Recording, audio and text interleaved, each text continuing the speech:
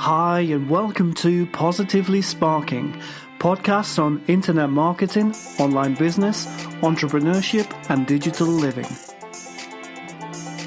Today I'm with Matthew Clarke of Kernow Pods, a company offering broadcast skills and services. We're going to be chatting about the opportunities out there for us all in video marketing, both on and offline. So hey Matthew, how are you? Well, I'm fine, thank you very much. Blue skies, view over the sea. Lovely. Can't beat that, can you? Well, blue everywhere. Well, yes, I mean, some people might say the classic Cornish day is one where you've got the atmospheric rain pouring down over the hills of Penwith. But no, it's not that type of atmospheric today. Which is another magical moment of the year, and that's what we're going to talk about today, is the magic of video and how it can help you capture things in a way that other forms of media cannot.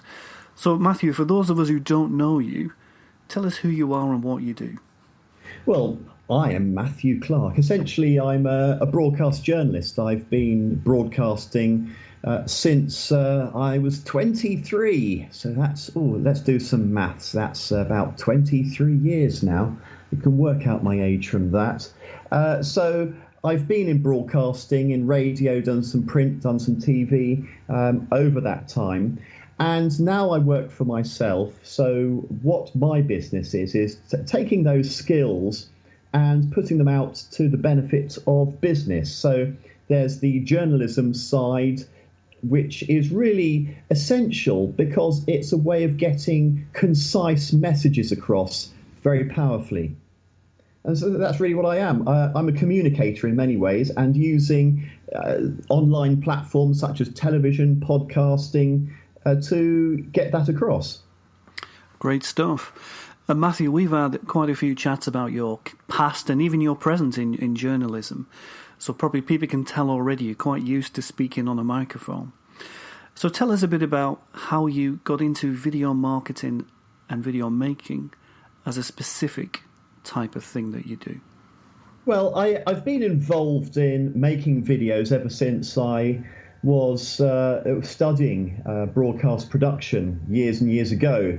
That was with the old technology, though, back in 1991, when you had reel tape, and that the editing was a lot more of a labour-intensive process.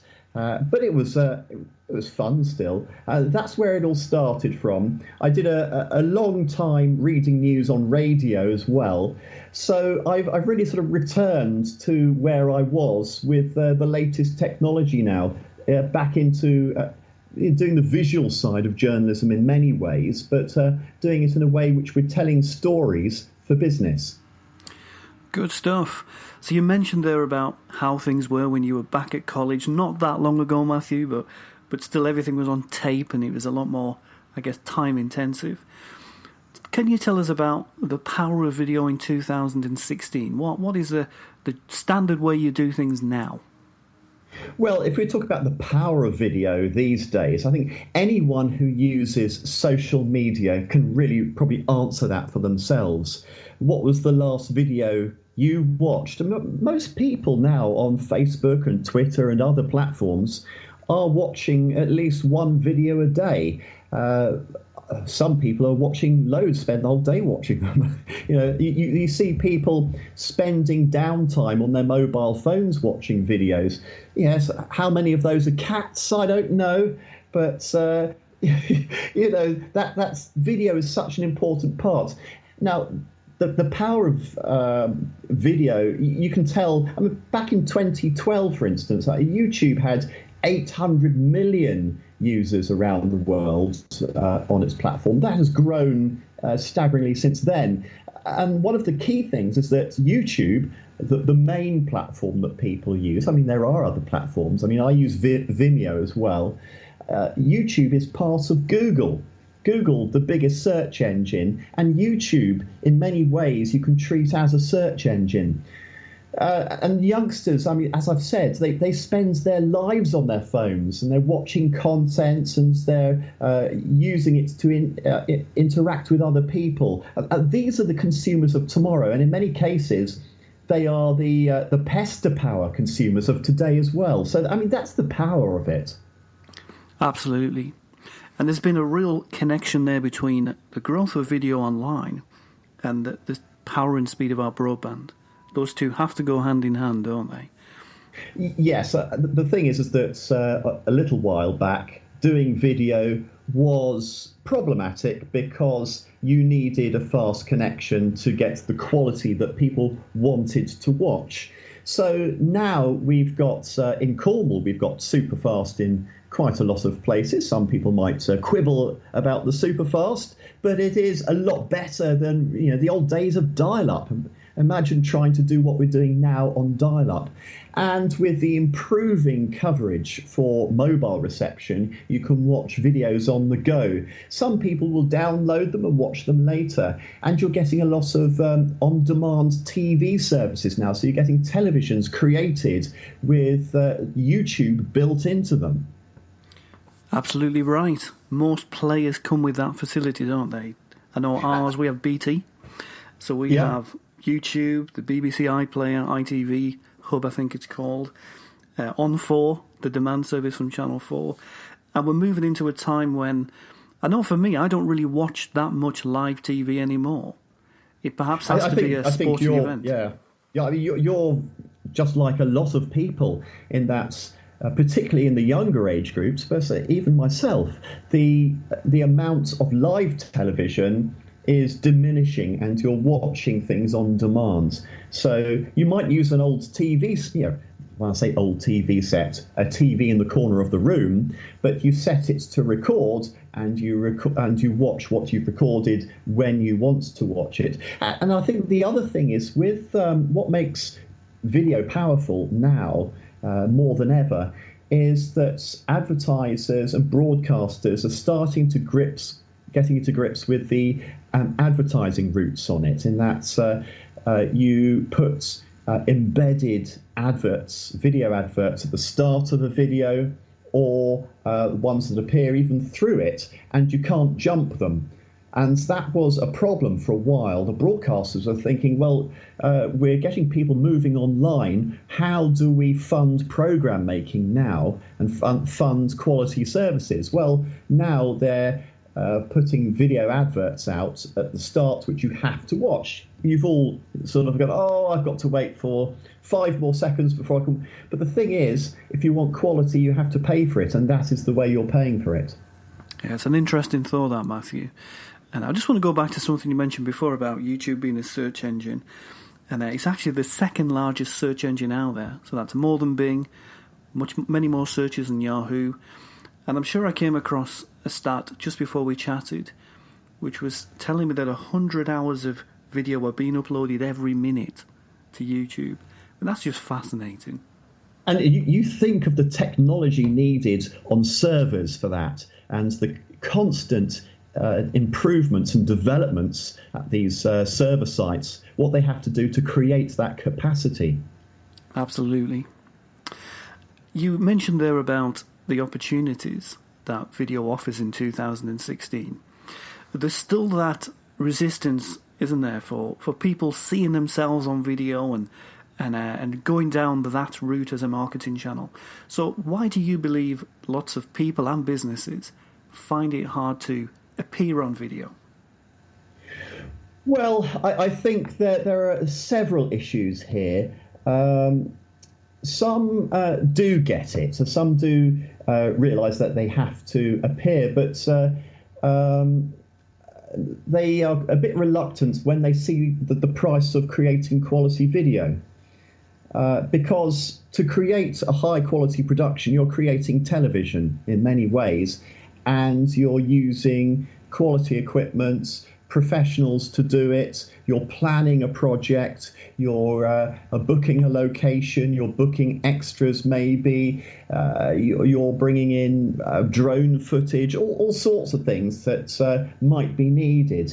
Now, the budget can sometimes put people off. I think businesses with a larger marketing budget don't have so much of an issue because they've had the practice of doing it for television anyway. I think also some people find it hard to equate views with conversion and sales, not always seeing it as part of the sales journey. And some want to do a video and make sure it appears genuine. So thus they think, well, I've got to appear in it myself. But do I really want to be an actor? I feel a bit worried about appearing on screen. That's another concern. And some people just think of creating videos, creating an advert. Well, actually, it's a lot more than that. Definitely. There's a big growth nowadays in live video, and I'd be interested in your thoughts on where that sits alongside the more produced, plotted and scripted video that you're describing there. So how do you see those two sitting together? Well, I think we're still very early in the days of live video, Facebook Live, and even things like Periscope, where people are just experimenting at the moment. And there'll probably be room for all sorts of areas of this. But I think it's too early to tell where it's going to go. At the moment, there are some people experimenting. You don't get a lot from what I've seen, you don't seem to get a lot of live views, though, at the moment. The views do follow because it exists as a recorded video online afterwards. And it's also, I suppose, what you want to show.